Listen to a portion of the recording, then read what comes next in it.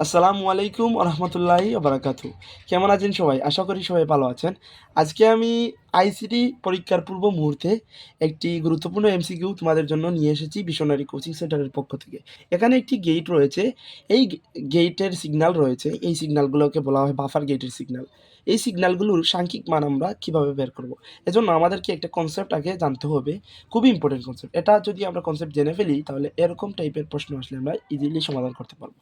তাহলে এখানে উপরের লাইন আর নিচের লাইন রয়েছে। উপরের লাইনকে সবসময় আমরা কোন ভোল্টেজ চিন্তা করব? High voltage. আর নিচের লাইনকে আমরা সবসময় লো ভোল্টেজ কল্পনা করব।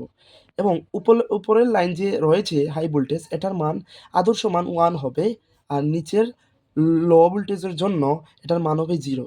আর এখন আরেকটা প্রশ্ন রয়েছে, উপরের লাইনের মধ্যখানে যদি বিন্দু থাকে, মানে একটা রেখার ২ টা গ্যাপ যদি থাকে, এই বিন্দুটা থাকে যদি, আর নিচের লাইনে যদি এই বিন্দু থাকে তাহলে তখন আমরা কি করব? যদি উপরের লাইনের মধ্যবর্তী স্থানে বিন্দু থাকে তাহলে ২ টাকে আমরা 1 বসাবো। আর নিচের লাইনে যদি বিন্দু থাকে তাহলে ২ টাকে আমরা 0 বসাবো। বসালে আমরা সমাধানটি বের করতে পারবো। তাহলে আমরা এইটি সমাধান করে নিই। এখানে নিচের লাইন রয়েছে লো ভোল্টেজ, এজন্য এটার মান 0। উপরের লাইন রয়েছে 1, উপরের লাইনের জন্য 1 হয়। আর নিচের লাইনে রয়েছে মধ্যবর্তী স্থানে বিন্দু রয়েছে, এজন্য 0 ২ টা। এবং উপরের লাইনে বিন্দু রয়েছে, এজন্য 1 ২ টা। নিচের লাইনে আসলে আমরা 0 লিখবো, আর উপরের লাইনে চলে গেলে আমরা 1 লিখবো, আর নিচের লাইনে চলে আসলে 0 লিখবো। এভাবে যদি আমরা ক্রমান্বয়ে 0 1 0 0 1 1 0 1 0 নিয়ে সাজাই তাহলে সেটি হবে সিগন্যালটির সাংখ্যিক মান। এখানে এই অপশনটির দিকে লক্ষ্য করুন। 0 1 0 0 1 1 0 1 0, এটা হবে এটার সাংখ্যিক মান।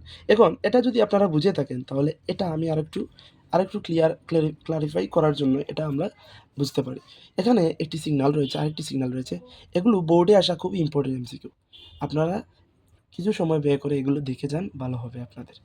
এ এখানে একটা সিগন্যাল রয়েছে, এটার সিগন্যালটি সাংখ্যিক মান কত? আমরা বলেছি নিচের লো ভোল্টেজের জন্য সবসময় 0 হবে, আর উপরের জন্য সবসময় 1 হবে। যদি উপরে ২ টা একটা রেখার মধ্যে লাইনের মধ্যে যদি বিন্দু থাকে তাহলে আমরা ২ টি 1 বসাবো, আর নিচে যদি থাকে তাহলে ২ টা 0 বসাবো।